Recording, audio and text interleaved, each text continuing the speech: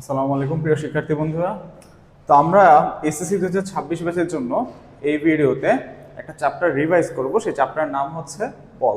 তার আগে বলে রাখি, এই ভিডিওটা তাদের জন্যই যারা এই চ্যাপ্টারটা আগে একবার হলেও করছো। সো আমি খুব ফাস্ট যে জিনিসগুলো ইম্পর্টেন্ট সেই টপিকগুলো টাচ করে যাব, লাইক ওয়ান শর্ট ক্লাসের মতো। সো চলো আমরা শুরু করি কথা না বাড়িয়ে। তো আমরা প্রথমে চ্যাপ্টারের প্রথম টপিক হচ্ছে বলের ধারণা। সো বল বল কি জিনিস বলো তো? তো সবার আগে ধরো, বল কি জিনিস? বল যদি কোনো বস্তুর উপর যদি বল প্রয়োগ করা হয় তাহলে কি হবে বলো তো? তাহলে বস্তুর আকার আকৃতি পরিবর্তন হতে পারে।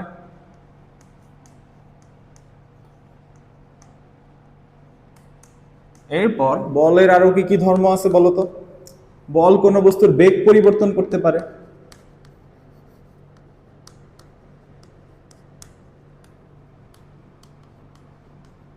তার মানে বলের ধারণা, বলের দুইটা বৈশিষ্ট্য আমরা জানলাম। তুমি যে ধরো কোনো একটা বস্তু বা কোনো একটা বোতল, সেই বোতলের উপর তুমি একটা লাফ দিলা, সেই বোতল কি হবে?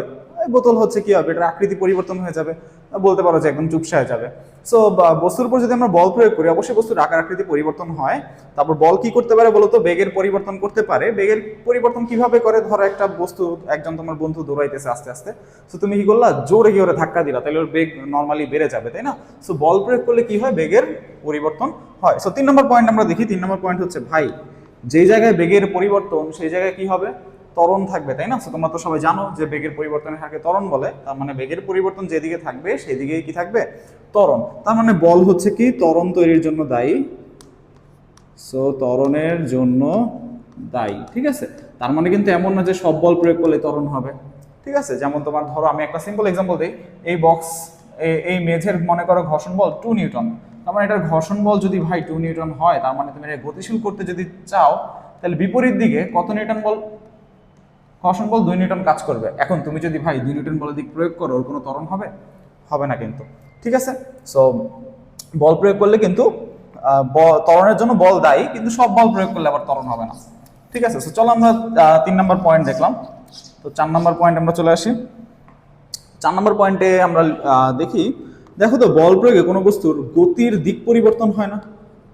গতির দিক পরিবর্তন হয়। তার মানে বল কি করতে পারে বলতো? কোনো বস্তুর আকার আকৃতি পরিবর্তন করতে পারে, বেগ পরিবর্তন করতে পারে, তারপর হচ্ছে কি ত্বরণের জন্য দায়ী, তারপর হচ্ছে গতির দিক পরিবর্তন করতে পারে। কিভাবে গতির দিক পরিবর্তন করতে পারে বলতো? যেমন ধরো, একটা হচ্ছে আমরা ব্যাডমিন্টন খেলি। সো ব্যাডমিন্টনের মধ্যে কি হয়? একটা ফেদার যখন আসে, আমরা যখন এটা হিট করি, সো এটার ফেদারের ডাইরেকশন থাকে এইদিকে। সো হিট করার পরে ডাইরেকশন এদিক হয়ে যায়, তাই না? সো আমরা বলতে পারি যে বল প্রয়োগে কি করা যায়? গতির দিক পরিবর্তন করা যায়। সো এই কয়েকটা পয়েন্ট হচ্ছে আমাদের জন্য ইম্পর্টেন্ট, যে আমরা কি কি করবো বস্তুর উপর আকার আকৃতি পরিবর্তন। এই 4টা পয়েন্ট থেকে আমরা মোটামুটি বলের ধারণা পাই। সো চলো আমরা পরের স্লাইডে চলে যাই। সো এইটা খুব একটা ইম্পর্টেন্ট না, আমরা একটু ফাস্ট যাবো। আচ্ছা, সো আমরা এখন আলোচনা করবো মৌলিক বল নিয়ে। সো মৌলিক বল হচ্ছে কয়টা বলো তো? মৌলিক বল হচ্ছে 4টা। সো 4টা মৌলিক বল, যেহেতু সেই 4টা মৌলিক বলের মধ্যে আমরা হচ্ছে জানো মৌলিক বল কি? মৌলিক বল হচ্ছে এই বলগুলোর উৎপত্তি কোথায় সেটা আমরা হচ্ছে কখনো নির্ণয় করতে পারি না। যেমন এই 4টা বলের উৎপত্তি কোথায় আমরা নির্ণয় করতে পারি না, ঠিক আছে? সো ধরো আমি আলোচনা করতে করতে বলি, সবার আগে আলোচনা করবো হচ্ছে মহাকর্ষ বল নিয়ে। সো মহাকর্ষ বলটা কি বলতো? তোমরা সবাই জানো, মহাবিশ্বের 2টা বস্তু একে অপরকে আকর্ষণ করে। তো আকর্ষণ করে সেই বলকে আমরা বলি মহাকর্ষ বল। অভিকর্ষ বল কি? সেই 2টা বস্তুর মধ্যে যদি একটা পৃথিবী হয়, তাহলে সেই বলকে আমরা কি বলবো? অভিকর্ষ বল। এখন কথা হচ্ছে, এখান থেকে যে যে পয়েন্টটা ইম্পর্টেন্ট সেটা হচ্ছে, সব অভিকর্ষই কিন্তু মহাকর্ষ। কিভাবে? ধরো এখানে পৃথিবী আছে, আর এইখানে ধরো একটা চাঁদ, ঠিক আছে? সো পৃথিবী আর এটা হচ্ছে আর্থ, আর এটা হচ্ছে মুন। সো এদের মধ্যে যে আকর্ষণ বল সেটা হচ্ছে কি বলা যায় বলতো? অভিকর্ষ বলা যায়, তাই না? কিন্তু ভাই, এটাও তো মহাবিশ্বের একটা বস্তু, এটাও কি মহাবিশ্বের একটা বস্তু। তাহলে আমি এটাকে অভিকর্ষ প্লাস কি বলতে পারি? মহাকর্ষ বলতে পারি। তার মানে সব অভিকর্ষ কি? মহাকর্ষ। কিন্তু ঝামেলাটা কই বলতো? ধরো চাঁদ আর সূর্য, আমি নর্মাল তোমাদের বোঝানোর জন্য বলতেছি। সো এই 2টা বল বস্তু কিন্তু মহাবিশ্বের একটা বস্তু। সো এদের মধ্যে যে বল কাজ করবে সেটা হচ্ছে কি? মহাকর্ষ বল। কিন্তু এটা অভিকর্ষ বলা যাবে না, কারণ এখানে পৃথিবীর এক্সিস্টেন্স নাই। তো যাই হোক, তার মানে আমরা এখান থেকে একটা ইম্পর্টেন্ট ইনফরমেশন কি? সব অভিকর্ষ মহাকর্ষ, কিন্তু সব মহাকর্ষ কিন্তু অভিকর্ষ না। আচ্ছা, সো চলো আমরা মহাকর্ষ বল সম্পর্কে গুরুত্বপূর্ণ কিছু জিনিস জানি। তার আগে বলে রাখি ভাই, মহাকর্ষ বল, এই মহাকর্ষ বল কোত্থেকে আসছে, কেন আসছে, কিভাবে আসছে, সেটা কিন্তু আমরা কেউই জানি না। আমরা জানি এটা গড গিফটেড, একমাত্র আল্লাহই জানে এই বলটা কেন। আমরা ধারণা করতে পারি, যেমন নিউটন ধারণা করছিল প্রত্যেকটা বস্তু যে আকর্ষণ করে মহাবিশ্বের প্রতিটা বস্তু, এটা কেন আকর্ষণ করে, এদের ভরের কারণে। কিসের কারণে? ভরের কারণে। যে যত ভারী সে তত বেশি আকর্ষণ করবে। সো এই বলের উৎপত্তি স্থল কোথায় সেটা কিন্তু আমরা নর্মালি জানি না, যে কিভাবে উৎপত্তি হয়েছে, কেন উৎপত্তি হয়েছে, ঠিক আছে। তো আমরা জানি এই বল এক্সিস্ট করে, সো এই কারণে এইসব বলকে আমরা বলি মৌলিক বল। আচ্ছা, সো মহাকর্ষ বল সম্পর্কে আমরা কিছু গুরুত্বপূর্ণ তথ্য নিয়ে নিই। সো মহাকর্ষ বল হচ্ছে চারটা মৌলিক বলের মধ্যে সবচেয়ে দুর্বল। তার মানে মহাকর্ষ বল হচ্ছে কি সবচেয়ে দুর্বলতম বল, ঠিক আছে। এরপরে জানবো এটার পাল্লা হচ্ছে অসীম। ভাই পাল্লা মানে কি বলতো? পাল্লা মানে যে অঞ্চলব্যাপী এ বল কাজ করবে। যেমন ধরো আমি হাত এমন এমন করতেছি, সো এই রেঞ্জের মধ্যে যদি কেউ আসে, সে কি করবে? মাইর খাবে। সো আমার রেঞ্জ কিন্তু হচ্ছে এই পর্যন্ত, আমার এটা আমার পাল্লা, ঠিক আছে, যে অঞ্চল পর্যন্ত আমার ইফেক্ট আছে। সো মহাকর্ষ বলের ইফেক্ট হচ্ছে একদম অসীম পর্যন্ত, গ্যালাক্সির পর গ্যালাক্সি এটা চলতেই থাকবে, রাইট। তার মানে মহাকর্ষ বল সম্পর্কে গুরুত্বপূর্ণ যে টপিক হচ্ছে এটা সবচেয়ে দুর্বলতম, আর এটার পাল্লা হচ্ছে অসীম। সো চলো আমরা মুভ অন করি। এরপর আসি তড়িৎচুম্বক বল। ভাই তড়িৎচুম্বক বল কি? তড়িৎচুম্বক বল হচ্ছে, দেখো তার আগে আমি তোমাদেরকে তড়িৎচুম্বক বল জিনিসটা একটু বোঝানোর জন্য একটা সিম্পল জিনিস দেখে। আচ্ছা, তড়িৎচুম্বক বল, তোমরা বলো, তোমরা তো অনেকে স্থির তড়িৎ পড়ছো, তো তোমরা এই চিন্তা করো, একটা পজিটিভ চার্জ আর একটা নেগেটিভ চার্জ, এটা কি করবে বলো তো? আকর্ষণ করবে, তাই না? এই আকর্ষণ বলকে আমরা বলি তড়িৎ বল। কি বলি? তড়িৎ বল। এবং এদেরকে বলা হয় স্থির তড়িৎ বল। কেন? কারণ এখানে আধান স্থির অবস্থায় আছে। আধান কি অবস্থায় আছে? স্থির অবস্থায় আছে, এই কারণে এদেরকে আমরা বলি স্থির তড়িৎ বল। কিন্তু ভাই আধান যখন গতিশীল থাকবে, আধান যখন গতিশীল থাকবে মানে মুভিং চার্জ, ঠিক আছে, সো আধান যখন গতিশীল থাকবে তখন এখানে তড়িৎ বলের পাশাপাশি, তড়িৎ বলের পাশাপাশি একটা নতুন বল উৎপন্ন হবে, সেটার নাম হচ্ছে কি? চুম্বক বল। সেটার নাম হচ্ছে কি? চুম্বক বল। তার মানে তড়িৎ বল কখন থাকে বলতো? যখন আধান স্থির থাকবে, তখন এই স্থির আধান পজিটিভ নেগেটিভ আকর্ষণ করবে, পজিটিভ পজিটিভ বিকর্ষণ করবে। সো এইসব আধান যখন স্থির থাকে তখন এদের মধ্যে কাজ করে শুধুমাত্র তড়িৎ বল। কিন্তু ভাই আধান যখন গতিশীল হয় তখন এই তড়িৎ বলের পাশাপাশি কাজ করবে কি? চুম্বক বল। যে এই জিনিসটাকে আমরা একসাথে বলি তড়িৎ চুম্বক বল। ভেরি ইম্পর্টেন্ট, ঠিক আছে, খুব ইম্পর্টেন্ট। তো এখন আমরা দেখবো যে তড়িৎ চুম্বক বল এইটা হচ্ছে মহাকর্ষ বলের চেয়ে 10⁻36 গুণ বেশি শক্তিশালী। ভাই খুবই ইম্পর্টেন্ট, এটা মহাকর্ষ বলের চেয়ে কত গুণ শক্তিশালী? 10⁻36, মানে ভাই এটা কিন্তু মহাকর্ষ বলের চেয়ে অনেক শক্তিশালী। তার আগে বলে রাখি ভাই, আলো, আলো কিন্তু একটা তড়িৎচুম্বক তরঙ্গ। এগুলো তোমরা ইন্টারমিডিয়েট এমনিই জানবা। তো আলো হচ্ছে একটা তড়িৎচুম্বক তরঙ্গ। তাহলে আলো ভাই কত দূর পর্যন্ত আছে? অসীম পর্যন্ত, তাই না? সো আলো একটা অসীম পর্যন্ত যদি থাকে তাহলে এটার পাল্লা কত হবে? এটার পাল্লাও হবে অসীম। খুব ইম্পর্টেন্ট ভাই, এটার পাল্লাও কি হবে? অসীম। এগুলো কিন্তু এমসিকিউতে আসে, খুব ইম্পর্টেন্ট, ঠিক আছে। সো যেই জিনিসগুলো আসে আমরা আজকে শুধু এই ভিডিওতে তাই আলোচনা করব, বেশি ডেপথে আপাতত যাব না, কারণ একটা রিভিশন ক্লাস এটা। আচ্ছা, সো এরপর আসি সবল নিউক্লিয় বল। ভাই নিউক্লিয়াসে কে কে থাকে বলো তো? নিউক্লিয়াসে কারা থাকে? নিউক্লিয়াসে থাকে কিন্তু প্রোটন আর নিউট্রন। তোমরা কিন্তু সবাই এটা জানো, নিউক্লিয়াসে থাকে কে? প্রোটন আর হচ্ছে নিউট্রন। তাহলে নিউক্লিয়াসে যদি প্রোটন আর নিউট্রন থাকে, এই যে নিউক্লিয়াসে প্রোটন থাকে নিউট্রন থাকে, প্রোটনের চার্জ তো হচ্ছে পজিটিভ, নিউট্রনের চার্জ হচ্ছে নেগেটিভ, সরি নিউট্রনের চার্জ হচ্ছে আধান নিরপেক্ষ নিউট্রন। সো এখন এর চারপাশে যে ঘুরে সে হচ্ছে কি? ইলেকট্রন। সো এগুলো তোমরা জানো স্ট্রাকচার। সো ভাই নিউক্লিয়াসে যদি প্রোটন থাকে তাহলে একটা ঘটনা ঘটার কথা না? সোডিয়ামের প্রোটন কয়টা বলো তো? 11টা। সো 11টা প্রোটন যদি হয়, সোডিয়ামের 11টা প্রোটন যদি হয়, পজিটিভ পজিটিভ কি করে? একে অপরকে বিকর্ষণ করে। পজিটিভ পজিটিভ একে অপরকে বিকর্ষণ করে। তাহলে পজিটিভ পজিটিভ যদি একে অপরকে বিকর্ষণ করে, তাহলে এই যে সোডিয়ামের যে নিউক্লিয়াস, এখানে যে 11টা প্রোটন, তারা কি একে অপরকে বিকর্ষণ করে? নিউক্লিয়াস ভেঙে যাওয়ার কথা না। এখন ভাই নিউক্লিয়াস যদি সত্যি সত্যি ভেঙে যেত তাহলে কি হতো বলো তো? পরমাণুতে নিউক্লিয়াস বলতে কিছু থাকতো না। পরমাণুতে যদি নিউক্লিয়াস বলতে কিছু না থাকে তাহলে পরমাণু বলতে কিছু থাকতো? সো পরমাণু বলতেও কিন্তু কিছু থাকতো না। তার মানে এই বিশ্ব জগতের কোনো অস্তিত্বই থাকতো না। তার মানে পজিটিভ পজিটিভ বিকর্ষণ করলেও এরা কিন্তু বিকর্ষণ করে এই নিউক্লিয়াস থেকে বের হয়ে যেতে পারতেছে না। কেন পারতেছে না? অবশ্যই বাইরে থেকে কোনো একটা বল এদেরকে ধরে রাখছে, সেই বলটার নামই হচ্ছে কি সবল নিউক্লিয় বল। খুবই ইম্পর্টেন্ট। সো সবল নিউক্লিয় বল কতটুকু শক্তিশালী? এটা হচ্ছে তড়িৎ চুম্বক বলের চেয়ে 100 গুণ বেশি শক্তিশালী। তড়িৎ চুম্বক বলের চেয়ে 100 গুণ বেশি শক্তিশালী। এটার পাল্লা কতটুকু ভাই? এটা খুবই ইম্পর্টেন্ট ইনফরমেশন। এটার পাল্লা হচ্ছে 10⁻⁻15 মিটার, মানে নিউক্লিয়াসের ব্যাসার্ধ যতটুকু ঠিক তার কাছাকাছি। ক্লিয়ার? তো এবার আসি দুর্বল নিউক্লিয় বলে। দুর্বল নিউক্লিয় বল কি বলতো? তোমরা কিন্তু অলরেডি জানো, যারা এসএসসি দিবা 2026-এ, তোমাদের কিন্তু এগুলো জানা উচিত। সো দুর্বল নিউক্লিয় বল কি ভাই? প্রোটন কি করে? বিকর্ষণ করে। 11টা প্রোটন একজন আরেকজনের বিকর্ষণ করে, কিন্তু বের হয়ে যাওয়ার কথা, মানে বিকর্ষণ করে ছিন্ন হয়ে যাওয়ার কথা, কিন্তু বিকর্ষণ করে এরা কিন্তু বের হইতেছে না। কেন হইতেছে না? বাইরে থেকে এই সবল নিউক্লিয় বল এদেরকে একত্র করে রাখছে। কিন্তু ভাই প্রোটন সংখ্যা যদি বাড়তে থাকে, ধরলাম ইউরেনিয়ামের প্রোটন কত? 92। তাহলে ইউরেনিয়ামের প্রোটন যদি ভাই 92 হয়, তাহলে তোমরাই বলো ওর প্রোটন সংখ্যা 92টা প্রোটন কোথায় আছে? নিউক্লিয়াসে আছে। তার মানে 92টা প্রোটন মানে কি? 92টা পজিটিভ চার্জ। 92টা পজিটিভ চার্জের মধ্যে যে বিকর্ষণ বল সেটা কিন্তু অনেক বেশি হওয়ার কারণে এই সবল নিউক্লিয় বল কিন্তু এদেরকে আটকায় রাখার জন্য পর্যাপ্ত হবে না। সো পর্যাপ্ত যদি না হয় তাহলে কি হবে বলতো? আস্তে আস্তে নিউক্লিয়াস ভাঙতে থাকবে। আস্তে আস্তে যদি নিউক্লিয়াস ভাঙতে থাকে তাহলে কি হবে? এখান থেকে ওই যে তোমরা তেজস্ক্রিয়তা পড়ছো না, যে নিউক্লিয়াস থেকে আলফা কণা মানে কি বলতো? Helium nucleus. তার মানে নিউক্লিয়াস থেকে 2টা প্রোটন বের হয়ে গেছে। তখন সেটাকে আমরা বলতেছি কি? আলফা কণা। তার মানে এরকম নিউক্লিয়াস কিন্তু আস্তে আস্তে ভাঙতে থাকবে।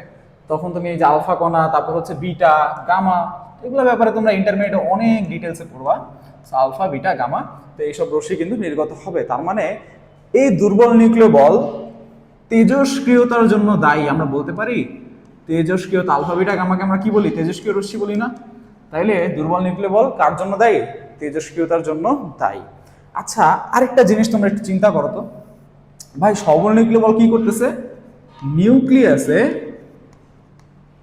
নিউক্লিয়াসে স্থায়িত্ব দিতেছে, তাই না?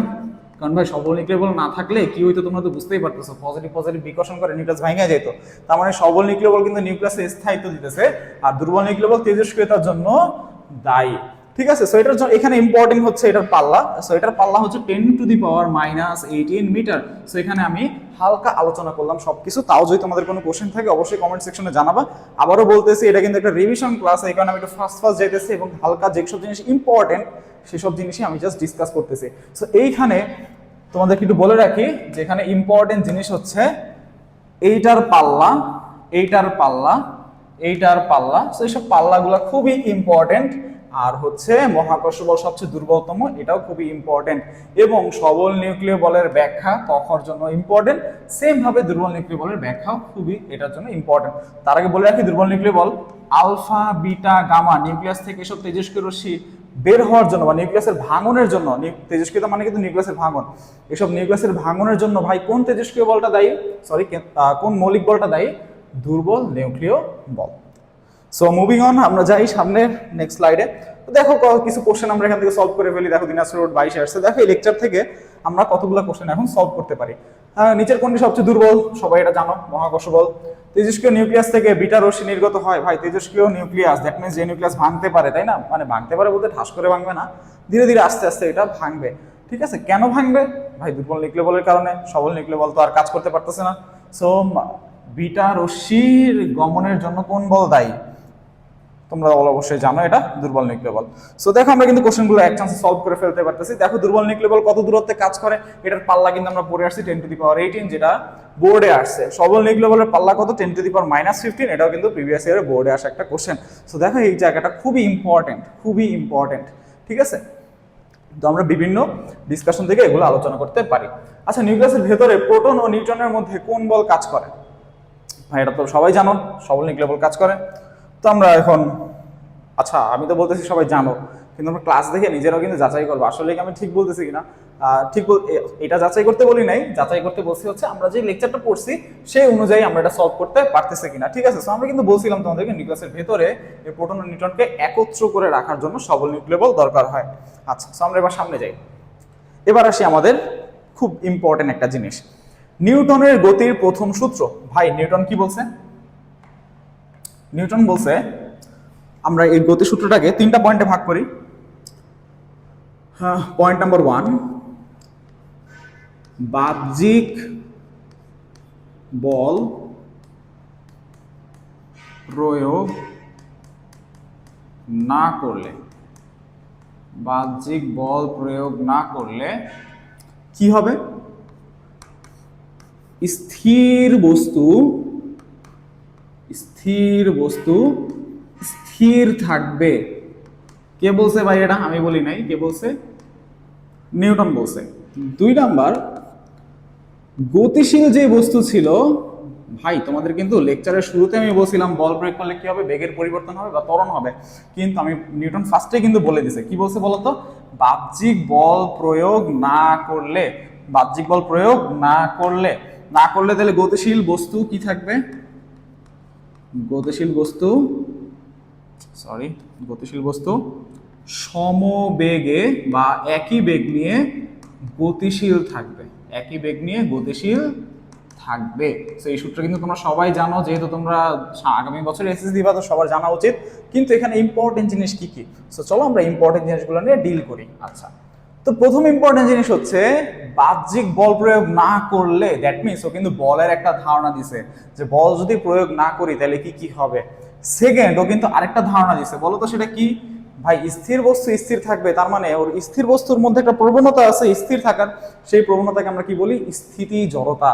তার মানে ও কিন্তু ভাই স্থিতি জড়তা, বা এক কথায় গতি জড়তা ও স্থিতি জড়তা, দুইটা জড়তারই ধারণা দিচ্ছে। কিভাবে ভাই গতি জড়তার ধারণা দিল?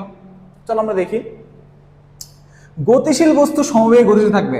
গতিশীল বস্তু যে বেগে আছে সেই বেগে, মানে গতিশীল বস্তু গতিশীল থাকার যে প্রবণতা, সেটাকে আমরা কি বলি ভাই? সেটাকে কিন্তু আমরা বলি গতি জড়তা, তাই না? তার মানে নিউটনের প্রথম সূত্র থেকে আমরা কিসের ধারণা পাই? বলতো? নিউটনের গতির সূত্র থেকে আমরা সবার আগে ইম্পর্টেন্ট জিনিস আমরা পাই হচ্ছে জড়তার ধারণা। কিসের ধারণা? জড়তা। ঠিক আছে,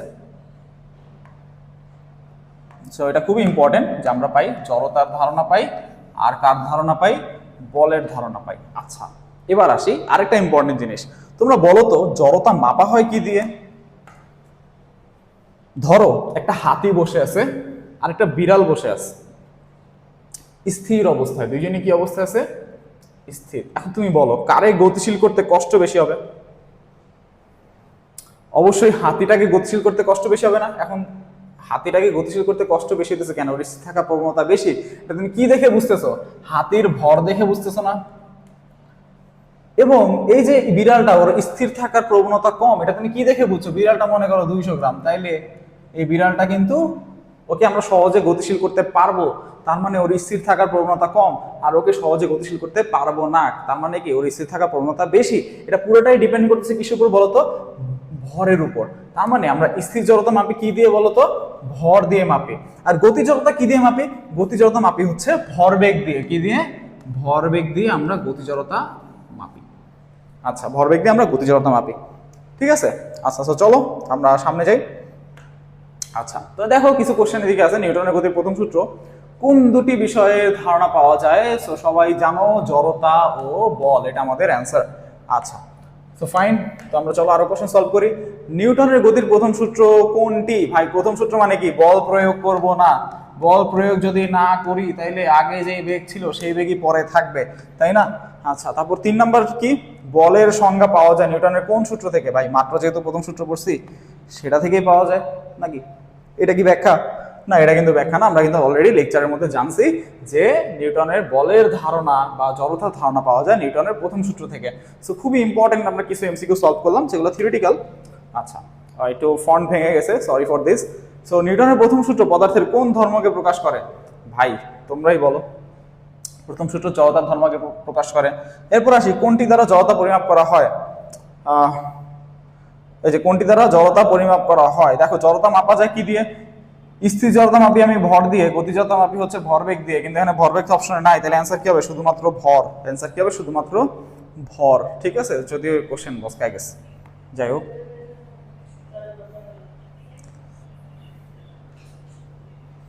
আচ্ছা, তো চলো আমরা কিছু ইম্পর্টেন্ট কোশ্চেন সলভ করি এখান থেকে। তো চলো আমরা ইম্পর্টেন্ট কোশ্চেন সলভ করি। এখানে বলছে কি 500 কেজি ভরের একটি লিফট, আচ্ছা তার আগে তো আমাদের দ্বিতীয় সূত্র পড়ে আসার কথা। আচ্ছা হ্যাঁ, নিউটনের গতির দ্বিতীয় সূত্র, এটা আমাদের আগে পড়ে আসতে হবে। আচ্ছা ভাই, নিউটনের গতির দ্বিতীয় সূত্র, নিউটন দ্বিতীয় সূত্রে কি বলছে বলো তো? দেখো খুবই ইজি ভাই, তোমরা তো পড়ছো এগুলা, যেহেতু রিভিশন প্রোগ্রাম আমি হালকা একটা আলোচনা করি। একটা বস্তু ইউ বেগে চলতেছিল, কত বেগে চলতেছিল? ইউ বেগে। এখন তুমি কি করলা, চিন্তা করলা ওরা শান্তি মতো তো চলতে দেওয়া যাবে না, তাহলে একটা কাজ করি, ওর একটু বল প্রয়োগ করে আসে। তো তুমি বল প্রয়োগ করলা, তাহলে এবার ওর বেগ কি আর ইউ থাকবে? ভাই বল প্রয়োগ করলে কি হয়, বেগ পরিবর্তন হয়। তার মানে এখন বেগ কত হয়ে গেল? ভি হয়ে গেল। তাইলে প্রথমে ওর ভরবেগ কত বলো তো ভাই? এম ইউ, শেষে ওর ভরবেগ কত? M V. এখন নিউটন বলতেছে যে ভরবেগ তো পরিবর্তন হয়েছে, এর মধ্যে দায়ী কে? এর মধ্যে দায়ী কিন্তু হচ্ছে প্রযুক্ত বল। সো ভরবেগের পরিবর্তন এদিকে কত ভাই? P2 মাইনাস P1, তাই না? শেষ ভরবেগ মাইনাস আদি ভরবেগ। সো ভরবেগের পরিবর্তনের হার, হার মানে কি? সময়। হার মানে কি? সময় দিয়ে তুমি ভাগ করবা। হার মানে কি বুঝায়? সময় দিয়ে তুমি ভাগ করবা। যেমন আমি যদি বলি তোমার কাছে এখন 10 টাকা আছে, 10 মিনিট পর তোমার কাছে হয়ে গেল 20 টাকা, তা তোমার টাকা বৃদ্ধির হার কত? তোমার টাকা বৃদ্ধি পাইছে কত? তোমার টাকা কিন্তু বৃদ্ধি পাইছে 10, কারণ 20 টাকা হয়ে গেছে, আগে ছিল 10 টাকা, তাহলে টাকা বৃদ্ধি পাইছে 10। হার কয় মিনিটে বৃদ্ধি পাইছে ভাই? 10 মিনিটে। তার মানে তুমি অ্যান্সারটা কি বলবা? 1 টাকা পার মিনিট, তাই না? তার মানে হার মানে কি বুঝায়? সময় দিয়ে তুমি ভাগ করবা। তাইলে নিউটন বলছে কি, এই ভরবেগের যে পরিবর্তনের হার সেটা কি হবে?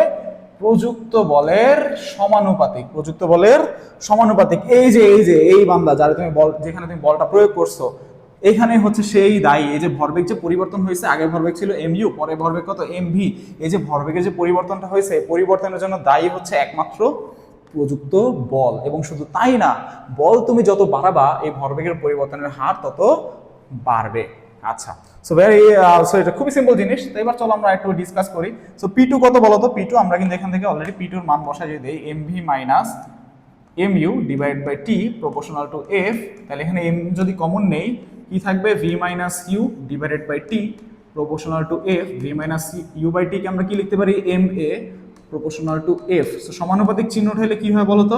একটা ধ্রুবক চলে আসে।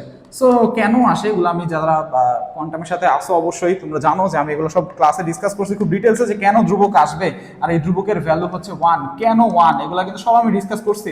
যেহেতু আমাদের রিভিশন প্রোগ্রাম এবং খুবই তাড়াতাড়ি ইম্পর্টেন্ট জিনিসগুলো দেখতে হবে, সো আমি কিন্তু হচ্ছে আপাতত ডিসকাস করতে পারতেছি না। সো চলো আমরা কে এর ভ্যালু যদি 1 হয় তাহলে ফাইনাল ইকুয়েশনটা কি? F equal to M A.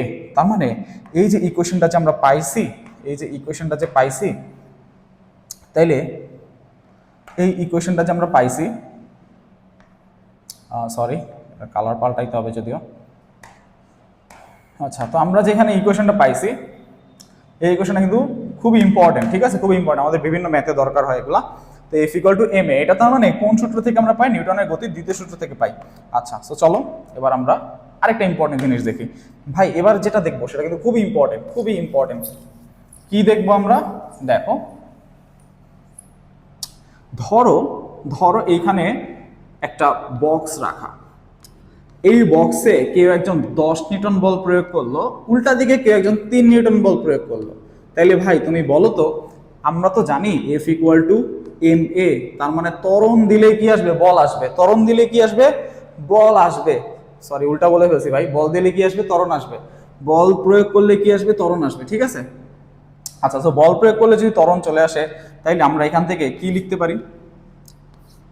এখান থেকে এখন তুমি বলতে পারো, ভাই আমি যে বক্সটা ত্বরণ বের করব, এই বক্সটা যে ত্বরণ বের করব, বল কোনটা নিব? 10 নিউটন নিব না 3 নিউটন নিব? এখন তখন তুমি বলবা না, তখন কিন্তু আমরা বলবো যে ভাই 10 না 7 নিব। কেন 7 নিব? ভাই 10 তো এইদিকে কাজ করতেছে, বাকি 3 উল্টা দিকে কাজ করতেছে, তাহলে ওর উপর মোট প্রযুক্ত বল কত? 7। তার মানে তুমি একটা কাজ করছো কি, মাঝে কিন্তু একটা কাহিনী করে ফেলছো। সেই কাহিনীটা কি? এই বলটাকে F1, এই বলটাকে যদি আমরা F2 ধরি, সেই কাহিনীটা কি করা হয়েছে বলো তো? বড় বলটা থেকে তুমি ছোট বলটা বিয়োগ করছো। তার মানে এই যে F1 বড় বল থেকে ছোট বল বিয়োগ করে এটাকে আমরা যে এম এ লিখছি, সেটাকে আমরা লিখতে পারি না মোট প্রযুক্ত বল। দেখা যায় মোট প্রযুক্ত বল, অবশ্যই ভেক্টর সাইন দিতে হবে কারণ এগুলো ভেক্টর ক্যালকুলেশন। দেখো যে মাইনাসটা যে আসছে এটা কিন্তু দিকের কারণে আসছে, তাই না? তো দিকের কারণে যেহেতু আসছে, তার মানে মাইনাসটা আসছে কার কারণে? দিকের কারণে। কেন আসছে? দিকের কারণে। তাহলে এই ক্যালকুলেশনটা কি ক্যালকুলেশন ভাই? এই ক্যালকুলেশন কিন্তু ভেক্টর ক্যালকুলেশন। তার মানে এখানে ভেক্টর পদ্ধতিতে যোগ করা হয়েছে, ভেক্টর পদ্ধতিতে যোগ করা হয়েছে। কিভাবে ভেক্টর পদ্ধতিতে যোগ করা হয়েছে কিভাবে চলো দেখি। So f1 plus f2, so যোগ যদি করি, সো f1 তোমরা নরমালি কিভাবে যোগ করছো, এটা অ্যাকশনটা পজিটিভ ধরলাম, এটা f1, এটা আসলে উল্টা দিক না, তাহলে আমি এটাকে নেগেটিভ ধরলাম, তাহলে minus f2। Clear? So vector পদ্ধতিতে যোগ করা হয়েছে, তার মানে ভেক্টর যোগফল মানে টোটাল যে বল, এক কথায় বলতে গেলে লব্ধি বল। এখানে 10 নিউটন, এখানে 3 নিউটন হয়, তাহলে লব্ধি বল কত হবে? লব্ধি বল কত হবে? এখানে লব্ধি বল কিন্তু হবে 7 নিউটন, তাই না? সেই লব্ধি বল যে 7 নিউটন হয়েছে, সেই লব্ধি বলে কিন্তু আলটিমেটলি ত্বরণটা ঘটাইতেছে। তার মানে নিউটনের উপর দ্বিতীয় সূত্রকে আমরা একটু মডিফাই করে পড়তে পারি, summation of F equal to M A. খুবই important, summation of F equal to M A. ঠিক আছে? অবশ্যই ভেক্টর সাইন দিতে হবে, কারণ এই সামেশন মানে তুমি ভেক্টর যে লব্ধি বের করতে হবে। যদিও তোমাদের 9-10 লেভেলে খুব সিম্পল লেভেলের লব্ধি দেয়, বিপরীত দিক বা একই দিকে। আচ্ছা, so summation of F equal to M A, এই লাইনটাকে ভাই কিভাবে মনে রাখবা? প্রযুক্ত বল, প্রযুক্ত মোট বল, এটা কি বলবো? প্রযুক্ত মোট বল ত্বরণ তৈরি করবে। দেখো কথা সত্যি কিনা, এই যে প্রযুক্ত মোট বল কত, এখানে 10, এখানে 3, প্রযুক্ত মোট বল কত? 7। এই 7ই কিন্তু আলটিমেটলি ত্বরণ তৈরি করছে। তো প্রযুক্ত মোট বল ত্বরণ তৈরির জন্য দায়ী। তো চলো আমরা এবার একটা ম্যাথ করে আসি। বলছে কি 500 কেজি ভরের একটি lift 2 metre per second square ত্বরণে উপরে উঠে লিফটের দড়ির টান কত? একটা কাহিনী কি, একটা লিফট, ভাই লিফটের ওজন কত? লিফটের ওজন কিন্তু mg। এখন লিফটটাকে টানতেছে কি একটা দড়ি, কত ত্বরণে টানতেছে? 2 মিটার পার সেকেন্ড স্কয়ার ত্বরণে টানতেছে। কাহিনী কিন্তু আরেকটা জিনিস ঘটায় ফেলছি, ওর যে ত্বরণ তৈরি হয়েছে 2 মিটার পার সেকেন্ড, এখানে কয়টা বল কাজ করতেছে বলো তো ভাই? এখানে কিন্তু 2টা বল কাজ করতেছে, একটা হচ্ছে লিফটের দড়ির টান, নিচে হচ্ছে ওজন। তাইলে মোট প্রযুক্ত বল কত? মোট প্রযুক্ত বল কত? টান মাইনাস mg। কেন? টানটা কি এদিক বড় না? টান কি বড় না? ভাই দড়ির টান যদি বড় না হয়, উপরের দিকে বল যদি বড় না হয়, লিফট কি উপরে উঠবে? লিফট কিন্তু উপরে উঠবে না, অবশ্যই টান উপরে বড়, আর নিচের দিকে ওজন কত? mg। তাহলে মোট প্রযুক্ত বল কত? টান মাইনাস mg। আমরা নিউটনের গতির দ্বিতীয় সূত্রে কি পড়ছি বলতো? মোট প্রযুক্ত বল কি তৈরি করে? ত্বরণ তৈরি করে। মোট প্রযুক্ত বল কি তৈরি করে? ত্বরণ তৈরি করে। তাহলে টান মাইনাস mg ইকুয়াল টু কি লেখা যায়? ma। এই মোট প্রযুক্ত বলই ত্বরণ তৈরি করবে। সো এখান থেকে আমরা জানতে চাইছি কি লিফটের দড়ির টান কত।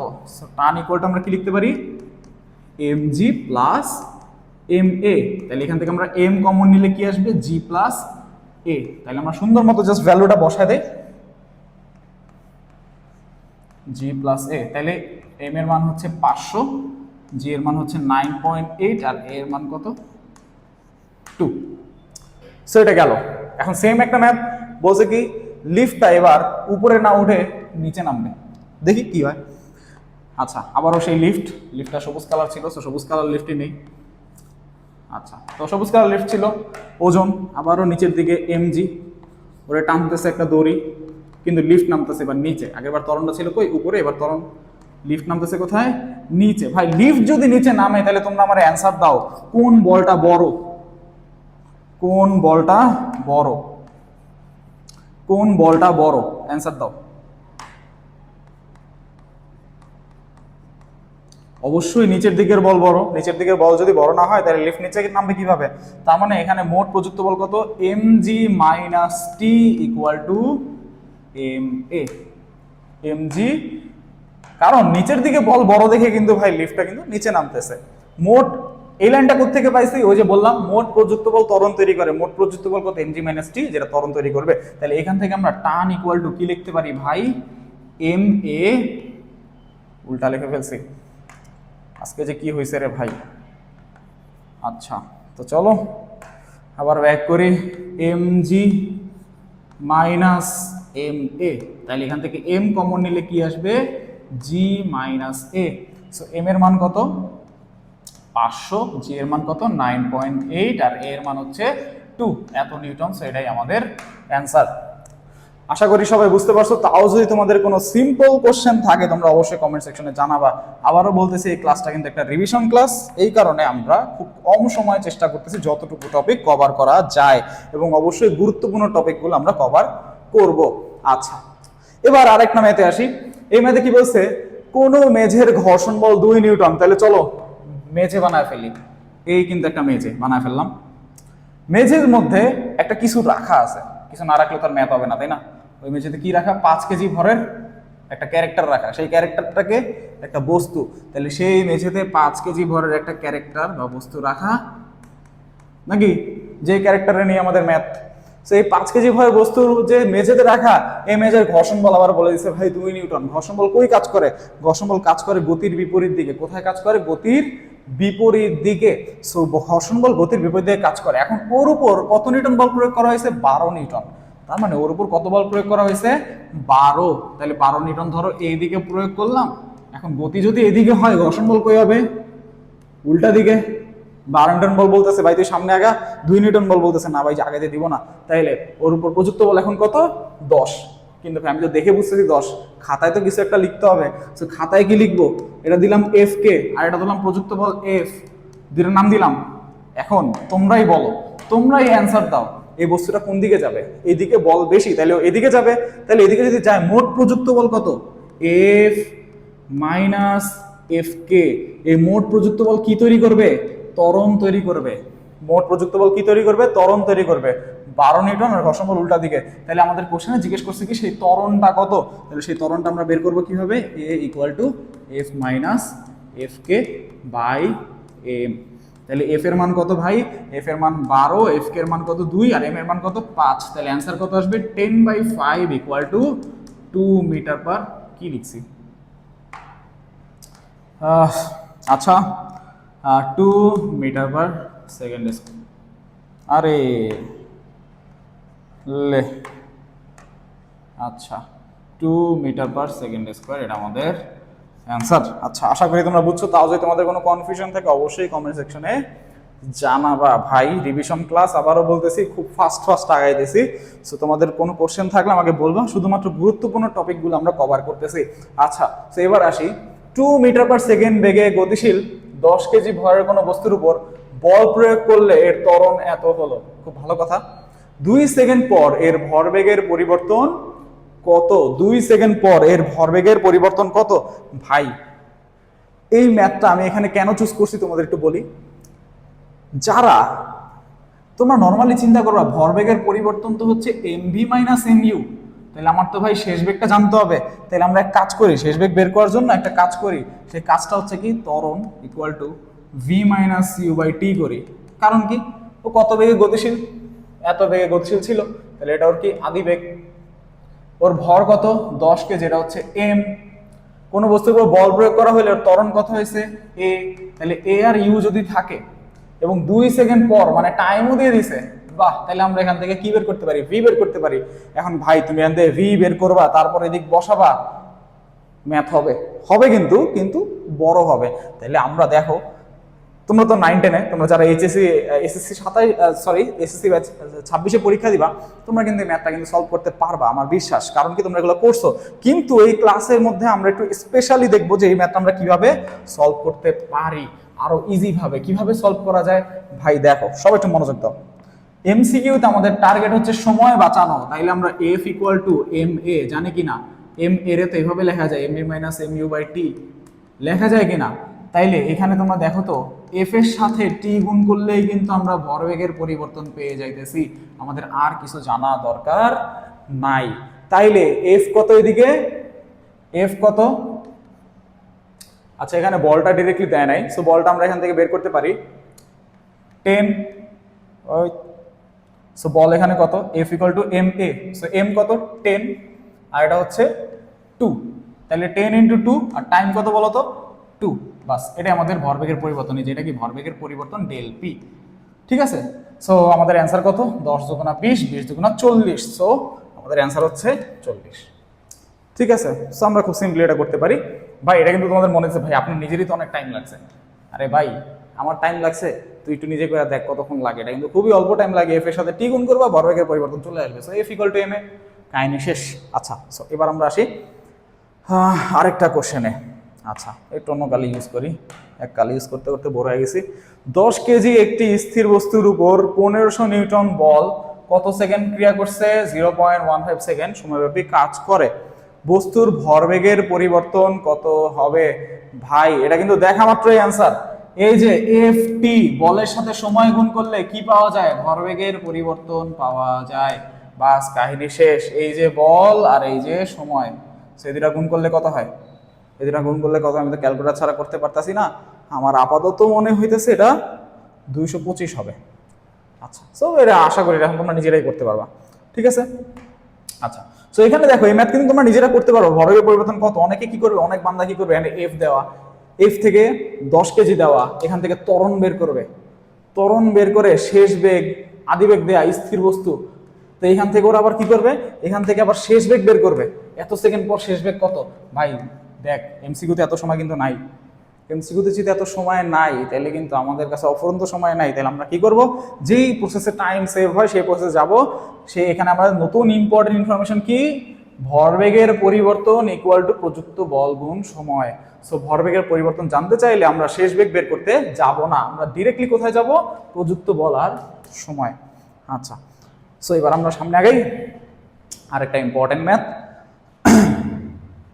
কি বলছে, 3.92 নিউটন ওজনের একটি খেলনা গাড়ির উপর বল প্রয়োগ করায় একটি ঘর্ষণযুক্ত মেঝেতে 0.5 মিটার পার সেকেন্ড ত্বরণে চলতে শুরু করে।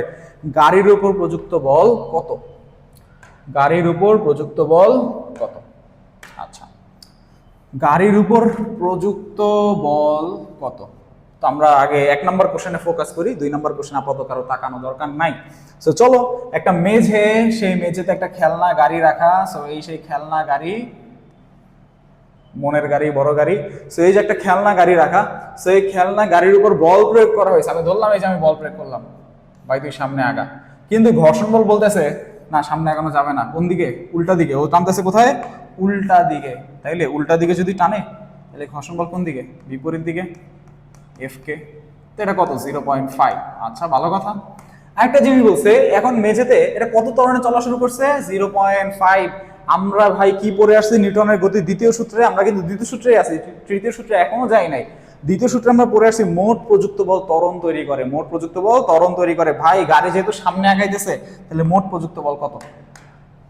এফ হচ্ছে আমার মোট প্রযুক্ত বল, ঘর্ষণ বল কত? এফ কে বিপরীত দিয়ে কাজ করতেছে, মোট প্রযুক্ত বল কি তৈরি করলো? ত্বরণ তৈরি করলো। কোশ্চেনে জানতে চাইছে কি, সেই প্রযুক্ত বল। তাহলে যে এফ এর মানটাই কিন্তু জানতে চাইছে। তাহলে এখান থেকে আমরা এফ ইকুয়াল টু কি লিখতে পারি, এম এ প্লাস এফ কে। তাহলে এখানে এম কত? এম হচ্ছে ডিরেক্টলি দেয় নাই, কষ্টের বিষয়। সেম ডিরেক্টলি দেয় নাই, তার এখানে আমরা বের করতে পারি। এম এর মান কত? ওজন দিয়ে দিচ্ছে ডাব্লিউ, এম জি। তাহলে W equal to M G যদি হয়, এম ইকুয়াল টু কত? W by G. So W কত? 3.92। তাহলে এটা জি দিয়ে ভাগ করলে এম চলে আসবে, এত কেজি নাকি? সো আমরা এটা দিক বসা দিই। আমার হাতে আপাতত হাতের কাছে ক্যালকুলেটর নাই, তোমরা ক্যালকুলেটর এটা ইউজ করে নিও। 3.92 ডিভাইডেড বাই 9.8 ইন্টু, এইটা কোন ত্বরণ? এটা কিন্তু যেই ত্বরণ, যেই ত্বরণটা চলা শুরু করছে, সেই ত্বরণটা দিক বসাই দিই 0.5। আর ঘর্ষণ বল কত? 0.5 নিউটন। সো এটাই কিন্তু আমাদের আলটিমেটলি অ্যান্সার, ঠিক আছে? এটাই আমাদের অ্যান্সার, ঠিক আছে? সো খুব ইম্পর্টেন্ট। এই ম্যাথের মধ্যে সবচেয়ে ইম্পর্টেন্ট ইনফরমেশন কোনটা? সবচেয়ে ইম্পর্টেন্ট ইনফরমেশন হচ্ছে মোট প্রযুক্ত বল ত্বরণ তৈরি করবে, মোট প্রযুক্ত বল ত্বরণ তৈরি করবে। এটা কিন্তু সবচেয়ে ইম্পর্টেন্ট একটা ইনফরমেশন। আচ্ছা, সো আমরা পরের ম্যাথে যাই। পরের ম্যাথ বলতে সেকেন্ডটাই। এরপরে বলছে কি, সেকেন্ড ম্যাথটায় বলছে হচ্ছে ঘর্ষণযুক্ত ও ঘর্ষণবিহীন অবস্থায় মেঝেতে ত্বরণের কি পরিবর্তন হবে? ঘর্ষণযুক্ত ও ঘর্ষণবিহীন অবস্থায় মেঝেতে ত্বরণের কি পরিবর্তন হবে? ঘর্ষণযুক্ত অবস্থায় ভাই ত্বরণ তো এখানে প্রশ্নে বলে দিছে। ঘর্ষণযুক্ত অবস্থায় কিন্তু মেঝেতে ত্বরণের কথা বলেছে। এবার আমরা ক্যালকুলেশন করবো কি, ঘর্ষণবিহীন নিয়ে। কি নিয়ে ক্যালকুলেশন করব? ঘর্ষণবিহীন। সো ঘর্ষণবিহীনে যদি হয়, তাহলে ঘর্ষণবিহীন আমরা ক্যালকুলেশনটা চলো দেখে আসি। সো তার আগে দেখি, এই যে এই বলটার ভ্যালু কত? এই বলটার ভ্যালু তো অবশ্যই আমার ক্যালকুলেটারে বের করতে হবে। তুমি যে খেলনা গাড়িকে যে টানাটানি করতেছিলা, সো এখানে আমি কত বল দিতেছিলাম? এফ। কত বল দিতেছিলাম? এফ বল দিতেছিলাম। সেই প্রযুক্ত বলটা কত আমরা একটু আগে বের করছিলাম, চলো একটু তুলে নেই আগে। ম্যাথের প্রসেসটা দেখুন ইম্পর্টেন্ট। তো সেই প্রযুক্ত বলটা হচ্ছে 3.92 ডিভাইডেড বাই 9.8 ইন্টু 0.5 প্লাস 0.5। এটা ছিল আমাদের মোট প্রযুক্ত বল। এবার বলছে কি, যদি ঘর্ষণ না থাকে, ঘর্ষণ নাই মানে কি? ঘর্ষণ নাই মানে এই বলটার কোনো রোল নাই, আমাদের ম্যাথে এইটার কোনো রোল নাই। তাহলে ঘর্ষণ বল যদি এবার না থাকে, তাহলে এই ঘর্ষণ বল যদি না থাকে, তাহলে আমাদের যে প্রযুক্ত বলটা ছিল, যে ধাক্কা দিতেছিল, যে টানতেছিল, এই ঘর্ষণ বল কিন্তু নাই, এই ঘর্ষণ বল নাই। তাহলে ঘর্ষণ বল যেহেতু নাই, তাহলে এই বলটাই কি তৈরি করবে? ত্বরণ তৈরি করবে। তাহলে এবার আমরা কি করতে পারি? সুন্দর মতো এই F equal to M A, তাহলে এই ত্বরণটা কিন্তু আমরা বের করতে পারি। সো এই F কে M দিয়ে ভাগ করব, তাহলে আমাদের অ্যান্সার কিন্তু শেষ। এই যে এই F রে কি দিয়ে ভাগ করব? M দিয়ে ভাগ করব। তার মানে এই যে পুরা জিনিসটাকে জাস্ট M দিয়ে ভাগ করব।